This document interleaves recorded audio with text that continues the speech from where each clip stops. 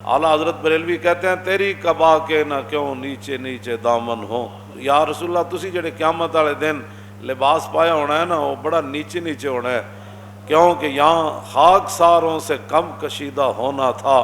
کہ حضور جڑے گناہگار اپنے گناہاں دی وجہ تو زمین تے لیٹے ہونے ان اینج تا نہیں نہ انہاں ہتھ کرنا، جدو تسی قریب تو گزرو گے تو پھر ہر بندہ وہ نامن نپ لوے گا. تیری کبا کے نہ کیوں نیچے نیچے دامن ہو، تیری کبا کے نہ کیوں نیچے نیچے دامن ہو، کہ یہاں خاک ساروں سے کب کشیدہ ہونا تھا. ہلال کیسے نہ بنتا کہ ماہ کامل کو سلام ابرو شاہ میں خمیدہ ہونا تھا. اعلیٰ حضرت بریلوی فرماندے نے حضور چند گھٹدیاں پھر اینج کیوں بندا. ہاں جی، ہلال کیسے نہ بنتا کہ ماہ کامل کو کہ سلام شاہ ابرو میں خمیدہ ہونا تھا. فرمایا جا کے رسول اللہ نو سلام جے کرنا سی آخر تے تو پھر ایو جی شکل ابرو جیسی بنانی تے پہنی سی نہ جناب. یہ کیسے کھلتا کہ ان کے سوا شفیع نہیں، ابس نہ اوروں کے آگے تپیدہ ہونا تھا. یا رسول اللہ جے پہلے ہی تھوڑے کو لوگ چلے جاندے تے کسی نے دل چ خیال آ جاندہ کہ اے شفاعت جناب آدم نے بھی کر دینی سی، اے شفاعت جناب نوح نے بھی کر دینی سی، اے شفاعت جناب ابراہیم نے بھی کر دینی سی، اے شفاعت جناب موسیٰ نے بھی کر دینی سی. اعلیٰ حضرت کہتے ہیں کہ یہ کیسے کھلتا کہ ان کے سوا شفیع نہیں، ابس نہ اوروں کے آگے تپیدہ ہونا تھا. ہر دروازے تے جا کے انج پھنس گیا مر گیا کچھ کرو ساڈا، ہر ایک نے اتھے ایویں نہیں سی جا کے تڑپیا.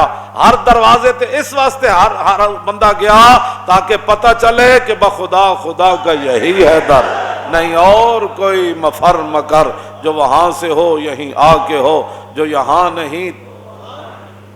رضا آخر میں اعلیٰ حضرت فرماتے ہیں رضا جو دل کو بنانا تھا جلوگائے حبیب. اعلیٰ حضرت کہتے ہیں اور رضا جب رسول اللہ کی محبت دل میں ڈالنی تھی، رضا جو دل کو بنانا تھا جلوگائے حبیب، تو پیارے قید خودی سے رہیدہ ہونا تھا. یہ معنی جان دو قید خودی دے مطلب ہے کہ کائنات پھر اپنی گل ہو ہی نہیں سکتی. اے احمد رضا نے اتنی ڈاڑی کیوں گل کی تھی؟ فرمایا ساری دنیا بھی ایک طرف کھڑی ہو جائے نا، جب جلوہ گائے حبیب بنانا سی اسی پھر ہر شے کٹ دیتی. پھر بس رضا جو دل کو بنانا تھا جلوہ گائے حبیب، تو پیارے قید خودی سے رہیدہ ہونا تھا. فرمایا احمد رضا پھر ساریاں محبتیں تو کٹیاں. اعلیٰ حضرت بریلوی پھر پوری دنیا ایک طرف کھڑی ہو گئی. فرمایا کل کے رضا ہے خنجر خون خار برق بار، آدا سے قید و خیر منائے نشر. اعلیٰ حضرت اے جڑیاں گلاں تسی سن کے تواڈے چہرے چمک اٹھے تے میں بھی بیان کر کے تے میرے اندر بھی حرارت پیدا ہوئی نا. اے امام احمد رضا ہی سن جنہ کیا ہوئے کرم نعت کے نزدیک تو یہ کچھ دور نہیں کہ رضائے عجمی ہو سگے حسان عرب. ہاں فرمایا حضور اپنی نعت دا اے صلہ مینوں دے دیون نا قیامت نو کہ تو حضرت حسان دے در دا کتا تے اے بھی میرے واسطے بڑی بڑی بات. کرم نعت کے نزدیک تو یہ کچھ دور نہیں کہ رضائے عجمی ہو سگے حسان عرب. یہ امام احمد رضا بریلوی ہے. اور فرمایا کس ہاتھ کا خم تاب و توان ٹوٹ گیا اور کانپا ید بیدا کے آسات چھوٹ گیا.